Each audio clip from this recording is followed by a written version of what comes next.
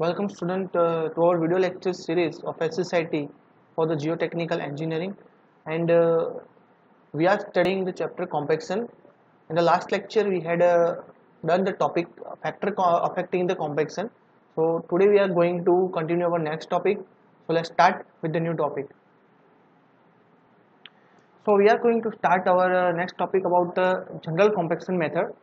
So in this general compaction method, we are generally doing compaction on the two type of soil. First one is the coarse grain soil and another one is fine grain soil. So basically there are two steps to perform this test. First one is on the field, obviously, on where we are going to construct the material, बराबर, जहाँ पे हम लोग site generate की हुई है वहाँ पे, या फिर तो हम उसको लेबोरेटरी के अंदर परफॉर्म कर सकते हैं. क्लियर. अब ऐसे केस में दो चीज होगी, कोर्स ग्रेन सॉइल होगी, दूसरी फाइन ग्रेन सॉइल होगी. अब मैं बात करता हूँ लेबोरेटरी की, तो लेबोरेटरी में मैं कोर्स ग्रेन सॉइल के अंदर क्या क्या कर सकता हूँ. तो फर्स्ट ऑफ ऑल हमारा वाइब्रेटिंग हैमर हो गया. क्लियर. वाइब्रेटिंग हैमर थ्रू हम लोग कॉम्पैक्शन अचीव करेंगे. दूसरी चीज fine grain soil. Fine grain soil के अंदर आपको पता होगा कि हम जो टेस्ट करते हैं उसके लिए हम hammer, standard Proctor test, modified Proctor test, जो डिप्लोमा करके आए हैं हमारे स्टूडेंट्स यहाँ पर, उनको ऑब्वियसली पता होगा स्टैंडर्ड प्रॉक्टर टेस्ट और मॉडिफाइड प्रॉक्टर टेस्ट के बारे में, राइट. तो उनके अंदर हम क्या करते हैं, तो फॉलिंग वेट एंड हैमरिंग, दूसरा kneading compactors, and third one is static loading and press. ये तीन मेथड से हम लोग कॉम्पैक्शन अचीव करने वाले हैं. ठीक है, ये तो बात हो गई हमारी लेबोरेटरी की. अब बात करते हैं हम लोग फील्ड मेथड के ऊपर. फील्ड मेथड में इन the case of vibration what the thing is happened at that. First one is hand operated vibration plate. ठीक है, हैंड ऑपरेटेड वाइब्रेशन प्लेट हमें हमारे पास होती है. प्लेट होती है जिसके अंदर वाइब्रेशन, ऊपर मोटर लगी होगी है, उसके अंदर वाइब्रेशन होता है, राइट. फील्ड पे हम ऐसे अचीव करते हैं वाइब्रेशन. दूसरी चीज होती है हमारे पास मोटराइज वाइब्रेटर रोलर. पूरा रोलर होता है, वो वाइब्रेटर रोलर होता है, ठीक है, उसके थ्रू हम कॉम्पैक्शन अचीव करते हैं. थर्ड टर्म हो गई हमारे पास रबर टायर्ड इक्विपमेंट. आप देखते होंगे कि जो रबर के टायर वाले जितने भी इक्विपमेंट होते, हाइड्रोलिक इक्विपमेंट, राइट, उससे भी हम वाइब्रेशन अचीव कर सकते हैं. And fourth one is free falling weight dynamic compaction. मतलब बड़ा सा हैमर लेंगे, उसको जमीन के ऊपर ब्लोज उसके इंपैक्ट करवाएंगे हम लोग साइड के ऊपर जहां पे हमें कॉम्पैक्शन अचीव करना रहता है. ठीक है, ये तो हो गई हमारी वाइब्रेशन वाली मेथड्स. अनदर थिंग होती है हमारी नीडिंग मेथड्स. अब नीडिंग मेथड में और तीन टाइप्स रहने वाले. First one is hand operated tamper, second one is sheep foot roller, and third one is हमारे पास रहता है रबर टायर रोलर. क्लियर. ये थी हमारी टोटल, आप देख सकते हैं 6 और दूसरी 4, 10 और 11 मेथड्स हैं हमारे पास कोर्स ग्रेन सॉइल और फाइन ग्रेन सॉइल के अंदर समझने के लिए, दोनों कंबाइन फील्ड और लेबोरेटरी के अंदर. क्लियर. नाउ ये तो हो गई मेथड की बात. अब बात करते हैं हम लोग लेबोरेटरी कॉम्पैक्शन टेस्ट के बारे में. So what do you mean by the laboratory compaction test? In the laboratory compaction test, provide the basis for the determining the present compaction and molding water content needed to achieve the required engineering properties, and for controlling the construction to assure that the required compaction and water content are achieved. तो generally laboratory compaction test क्या है? तो generally हमें provide करता है कि कितना percent of water हमें चाहिए प्रॉपर डेंसिटी अचीव करने के लिए. ठीक है, उसके लिए हम एक लेबोरेटरी टेस्ट करते हैं जिसके अंदर हम लोग ड्राई सॉइल सैंपल कलेक्ट करेंगे, उसके अंदर पानी ऐड करते जाएंगे, और वो पानी के लिए परसेंटेज ऑफ वाटर के लिए कौन सा सैंपल ऐसा है, वाटर परसेंटेज ऑफ वाटर इतना है कि जिसके कारण हमें मैक्सिमम जो डेंसिटी है सॉइल की वो अचीव होएगी. ठीक है, वो हम मेजर करने वाले हैं लेबोरेटरी कॉम्पैक्शन टेस्ट के अंदर. Then the aim of the test is to establish the maximum dry unit weight, and that may be attained for a given soil with a standard amount of compactive efforts. So when a series of samples of a soil are compacted at the different water content, the plot usually shows a distinct peak. So you can see in the first line, the aim of the test is to establish the maximum dry unit weight that may attain for a given soil with a standard amount of compactive effort. तो हमने last ही meeting के अंदर कॉम्पेक्टिव effort के बारे में discussion किया था, last meeting जब हमने की थी तब। उसके अंदर आपको पता होगा हम क्या करते हैं इस टेस्ट के अंदर कि हम लोग मैक्सिमम ड्राई डेंसिटी अचीव करना चाहते हैं सॉइल सैंपल की, ठीक है, for the same compactive effort same रहेगा, सेम एनर्जी से हम लोग ब्लोज प्रोड्यूस करने वाले हैं इसके अंदर, ठीक है। चेंज होगा तो क्या होगा, एक तो वाटर कंटेंट और दूसरी ड्राई डेंसिटी, ये दोनों चीज उसके अंदर चेंज होने वाली है। Okay, generally on the starting stage पे क्या होता है हमें कि हम जब सॉइल सैंपल कलेक्ट करते लेते हैं उसके अंदर सेम कॉम्पेक्टिव एफर्ट से ब्लोज मारते, पानी मिक्स ऐड करते हैं सॉइल सैंपल के साथ, उसके बाद हम ब्लोज मारेंगे, ठीक है। तो हमें एक प्लॉट मिलेगा for the water content up to dry density का, क्लियर। वो हमें क्या दिखाता है, on starting place it will gives us a distinct peak, बराबर, एक पीक जैसा पॉइंट हमको मिलने वाला है, एक कंटूर जैसा पॉइंट हमको मिलने वाला है। एक्स एक्सिस पे वाटर कंटेंट रहता है, वाई एक्सिस पे ड्राई डेंसिटी रहती है, ठीक है। आगे हम ज़्यादा देखेंगे, आपने जब OMC MDD वाला टॉपिक हमने पढ़ा था तो मैंने आपको इसके बारे में समझाया था, वो optimum moisture content and maximum dry density के बारे में, ठीक है। तो हम कैसे मेजर करते इस लेबोरेटरी कॉम्पेक्शन टेस्ट से, ठीक है। Next, the fundamentals of the compaction of the fine grained soil are relatively new. R.R. Proctor in the early 1930s developed the principle of compaction. The Proctor test is an impact compaction. A hammer is dropped several times on a soil sample in a mold. The mass of the hammer, height of the drop, number of drops, number of layer of the soil and the volume of the mold are specified. तो 1930 के आसपास are Procter करके जो scientist रह चुके, उन्होंने ये standard Proctor test का प्रिंसिपल फाइंड किया था, ठीक है, जिसको उन्होंने इम्पैक्ट कॉम्पेक्शन ऐसा नाम दिया था।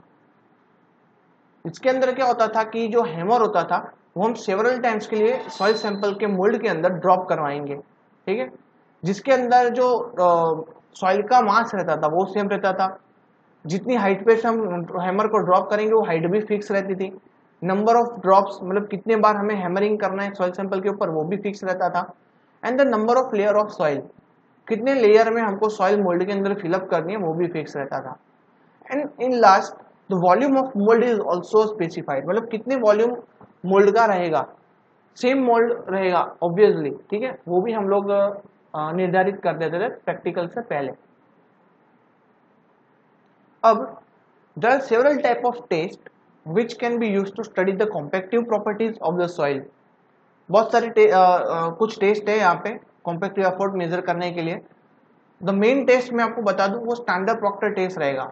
तो the standard Proctor test is not a sufficient for the airway and highways, मतलब कि स्टैंडर्ड प्रॉक्टर टेस्ट जनरली जो एयरवेज और हाईवेज बनाते हैं हम लोग उसके अंदर ये मैटर नहीं करता, उसके लिए हमें मॉडिफाई प्रॉक्टर टेस्ट करना है, ठीक है। मतलब there are two test we have to study about, first one is the standard Proctor test and another one is the modify Proctor test. And the modify Proctor test was later adopted by the AASTHO and ASTM. Okay, AASTHO मतलब है American Association of State Highway Transportation Officials, and ASTM है आपका American Society for the Testing of Material, ठीक है।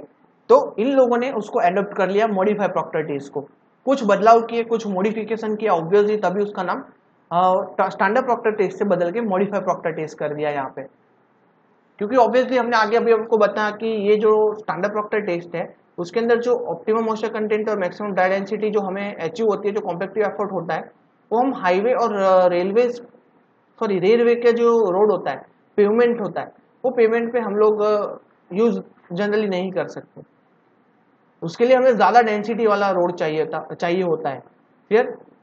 तो ऐसे case में modify Proctor test हमें आवश्यक रह जाता है।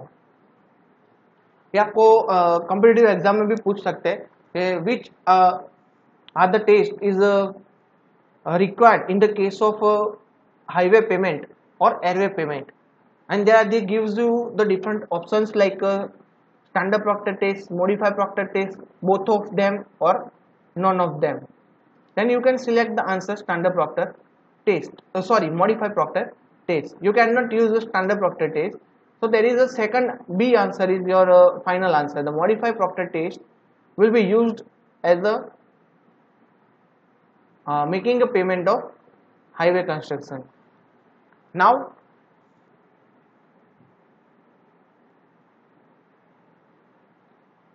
अब इसकी प्रोसीजर क्या है, तो हम पहले स्क्रीन पे से प्रोसीजर पढ़ते हैं, बाद में मैं आपको समझाता हूँ इसके बारे में.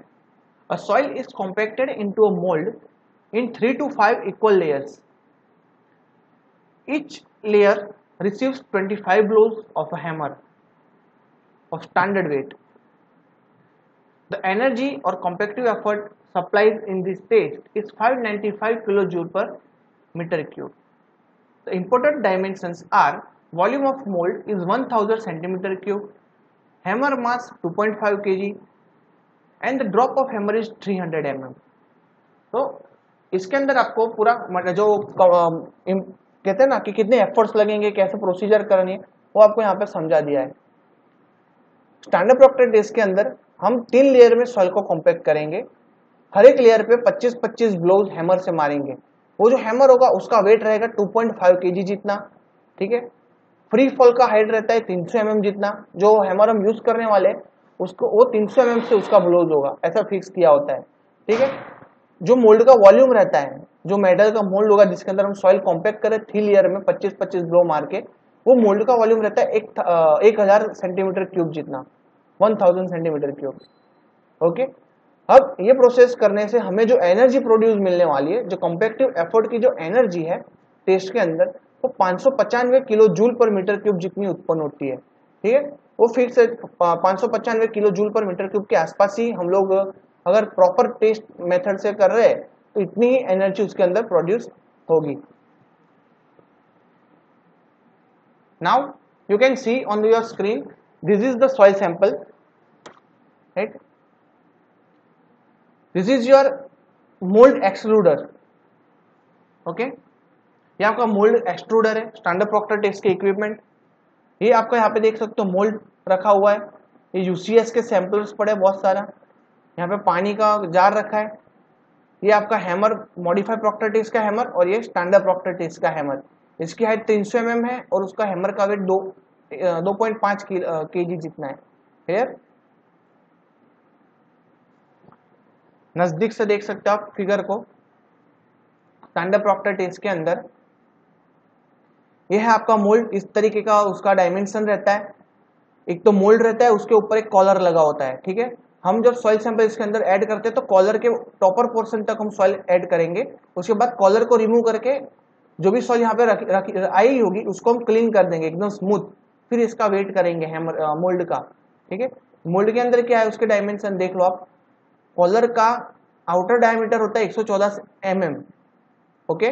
इनर डायमीटर होगा 100 mm. इस मोल्ड का आप लेंथ देखोगे तो 116.4 mm जितना है और अंदर इंटरनल डायमीटर है 101.7 mm. ठीक है. अब ये आपका हैमर है. ये ब्लू कलर का जो दिख रहा है ऐसा हैमर है. उसका क्रॉस सेक्शन दिख रहा है आपको. ये बाहर जो पोर्शन है ब्लू कलर का उसकी स्लीव है. स्लीव के अंदर रैम रखा है हैमर जो 2.5 kg का वेट प्रोड्यूस करेगा. हाइट रहती है हैमर की टोटल 305 mm. ठीक है. ये ऊपर खींचेंगे, ये जो पोर्शन है ये ऊपर छू जाएगा, उतना ऊपर जाएगा. उसकी हाइट होगी 300 mm. ठीक है. 300 mm पे ये ब्लोज सॉइल के ऊपर अप्लाई होने वाले. ठीक है. यहाँ पे Proctor establish that compaction is function of 4 variables. 4 variable से उसके अंदर वेरिएशंस आ सकते हैं प्रॉक्टर टेस्ट के रीडिंग के अंदर. First of all the dry density और dry unit weight of soil sample. Then water content of soil. Compactive efforts, कितनी एनर्जी से हम लोग कॉम्पैक्शन कर रहे हैं वो. और चौथा है टाइप ऑफ सॉइल. ठीक है. In gradation presence of clay minerals etcetera. ये 4 फैक्टर्स ऐसे जो ज़्यादा वेरिएबल उत्पन्न कर सकते हैं प्रॉक्टर टेस्ट के अंदर. The soil is mixed with the varying amount of water to achieve different water content. Several samples of the same soil, but at the different water content are compacted according to the compaction test specification. Clear? यहाँ पे हम different amount of जो water content होता है वो soil के अंदर add करते हैं, ठीक है। उसके अलग अलग सैंपल लेते हैं वाटर कंटेंट डिटरमाइन करने के लिए, और फिर वही वाटर कंटेंट के लिए हम लोग जो ब्लोज है, हैमरिंग है, वो प्रोवाइड करते हैं, ठीक है। तो हमें क्या मिलता है कि कॉम्पैक्शन टेस्ट जो स्पेसिफिकेशन है वो सेम रहेगा, उससे हमें दो ही चीज डिफरेंस रहती है यहाँ पे, dry density and water content. तो उससे हमें एक ओवरव्यू मिल जाएगा कि जो सॉइल है हमें उसको कितना कॉम्पैक्ट करना है और कितने % वाटर ऐड करने से सॉइल के अंदर मैक्सिमम वाटर कंटेंट अचीव होगा हमें।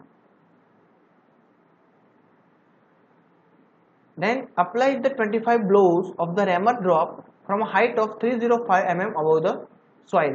तो ये मोल्ड के अंदर हमने सॉइल भर दी, कॉलर फिट कर दिया, ठीक है। पहले लेयर में मैं भरूंगा, ये पूरा मोल्ड 3 लेयर में फिल करना है हमें। तो पहला मोल्ड यहाँ पे होगा, दूसरा यहाँ पे, और तीसरा ये फुल यहाँ तक हम उसको फिलअप कर देंगे।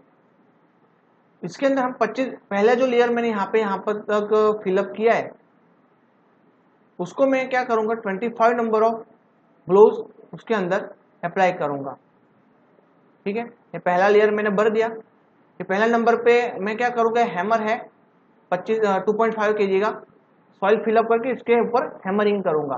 देन स्क्रैप कर दूंगा यहाँ पे जो सरफेस होगी वो, अगेन दूसरा लेयर भरूंगा, again same process, and last तीसरा लेयर भरूंगा। तीसरा लेयर में फुल कॉलर के ऊपर तक भर दूंगा, ठीक है। फिर हैमरिंग स्टार्ट करूंगा। तो हैमर का जो हाइट होता है वो आपको मैंने आगे भी बताया 305 mm रहता है सॉइल सैंपल से। Now the distribute the blows uniformly over the surface and ensure that the rammer always falls freely and is not obstructed। Clear? So आप लोगों को क्या करना है कि ये जो हैमरिंग आप कर रहे हो, हैमरिंग सॉइल सैंपल के ऊपर, उसके ऊपर यूनिफॉर्म हैमरिंग करना है हमें। अब फर्स्ट जो भी है वो ध्यान रखना है कि फ्रीली वो हमारा हैमर फ्लो हो और कोई भी ऑब्स्टेकल ना आ जाए। काफी बार क्या होता है कि जो कॉलर होता है वही छू जाता है, ठीक है। ये आप ज्यादा प्रैक्टिकली ये चीज आप जब करोगे तो आपको ज्यादा बेटर समझ में आएगा। बट अभी आप याद रखो फिलहाल के लिए कि जो भी सॉइल सैंपल है उसको आपको फ्रीली फॉल करवाना है विदाउट एनी ऑब्स्टेकल। क्लियर? पहले 4 ब्लोज आप मारोगे, ऐसे गोल सर्कल है यहाँ पे अलग अलग पोर्शन में, 1 2 3 4 ऐसे, ठीक है। फिर क्या करना है, इवनली हमें डिस्ट्रीब्यूट करते जाना है, 5 6 7 8 एक्सेट्रा, ठीक है। ऐसे गोल गोल घुमाते घुमाते उसको ब्लो करते रहना है, सक्सेसिव ब्लोज कहते हैं उसको। Clear? The rammer pattern from the compaction in 101.6 mm mould, इस तरीके से ब्लो मारने। Now the soil is the mould will be divided into 3 lifted, each lift is compacted 25 times. मैंने बताया आपको 3 लेयर में भरना है, हर एक को 25-25 ब्लो मारने, 25-25-25 टोटल 75 ब्लोज मारोगे आप 3 लेयर में। और जो है हैमर का हाइट रहता है वो 305 mm। अगेन मैं बता रहा हूँ बार बार, place a second quantity of moist soil in the mould such that when the compacted is occupied as a little over 2/3 of the height of the mould body, ठीक है। ये ज्यादा डिटेल में नहीं जाना हमको इसकी। Repeat the procedure once more so that the amount of soil used is sufficient to fill the mold body with the surface not more than the 6 mm proud of the upper edge of the mold body। Minimum जो हमारा mould रहता है collar के नीचे वाला, जो मैं बोल रहा हूँ कॉलर लगाए बिना, ठीक है, जो भी कॉलर लगाए बिना का मोल्ड है उसके ऊपर 6 mm जितना हमारा सॉइल सैंपल रहना ही चाहिए सरफेसिंग करने के लिए, उतना हमें फिलअप करना है। बहुत ज्यादा मात्रा में आप फिलअप करोगे फिर क्या है कि कोई जो एफर्ट्स होते हैं ना, कॉम्पैक्शन एफर्ट, उसके अंदर चेंजेस आ जाए, क्योंकि लेयर ऑफ सॉइल भी बहुत काफी मैटर करता है इसके अंदर। इसके कारण हो सके उतना हमें इक्वल क्वांटिटी में सॉइल लेना है। अगर आप पहले 5 स्पून ले रहे हो पहले लेयर के अंदर, तो दूसरे में भी 5 स्पून लेना और तीसरे अंदर भी 5 स्पून लेना, ठीक है। तो ये यूनिफॉर्मिटी रहती है हर एक के अंदर same. Unit weight and the actual water content of the each compacted sample are measured, ठीक है। हर एक के लिए हम वाटर कंटेंट फाइंड कर देंगे कॉम्पैक्टेड सॉइल के लिए। Derive the dry unit wait from the known in unit weight and water content. हम हर एक जो भी मोल्ड होगा उसका सैंपल का वेट लेंगे, ठीक है, वो उसका बल्क वेट होता है, ठीक है, उसको ओवन ड्राई करने के बाद हमें ड्राई वेट मिल जाएगा और वाटर कंटेंट मिल जाएगा। तो ये इक्वेशन आपको तो पता है, इंडेक्स प्रॉपर्टी में से gamma D equal to gamma B over 1 plus W, उसके ऊपर मेरे को ड्राई डेंसिटी मिल जाएगी, तो मैं एक ड्राई डेंसिटी का टेबल बना सकता हूँ। वाटर कंटेंट का टेबल हमने ऑलरेडी ओवन ड्राई मेथड से फाइंड कर दिया होगा, सैंपल कलेक्ट कर करके। हर एक बार पानी ऐड करेंगे, सैंपल कलेक्ट करेंगे लास्ट में और उसको टेस्टिंग के लिए रख देंगे। क्लियर? उसके बाद तो आपको पता ही है कि plot the dry unit weight and the versus the water content for each compacted sample, determine the maximum dry unit weight and OMC. आपको ये ओएमसी एमडीडी वाला ग्राफ मैंने ऑलरेडी बताया था, ठीक है। डिफरेंट वाटर कंटेंट के लिए मुझे डिफरेंट ड्राई डेंसिटी मिलेगी ओवन ड्राई मेथड करने के बाद, वो मैं प्लॉट कर दूंगा तो ऐसा कर्वेचर मिलेगा। एक पिक पॉइंट होगा, वो पिक पॉइंट मेरा क्या है, optimum moisture content and maximum dry density देने वाला है। ये मैक्सिमम ड्राई डेंसिटी के लिए मेरे को ऑप्टिमम मॉइस्चर कंटेंट मिल जाएगा। अगर आप चाहो तो उसको जीरो एयरवॉल लाइन वाली इक्वेशन के अंदर भी पुट कर सकते हो। नाउ जो स्पेसिफिकेशन है वो हम नेक्स्ट लेक्चर में देखते हैं, ठीक है। साथ में ही हो सकेगा तो मॉडिफाई प्रॉक्टर टेस्ट भी हम उसके साथ साथ में ले लेंगे। So guys, thank you for the watching the video. मिलते हैं नेक्स्ट लेक्चर में, तब तक के लिए take care, once again thank you.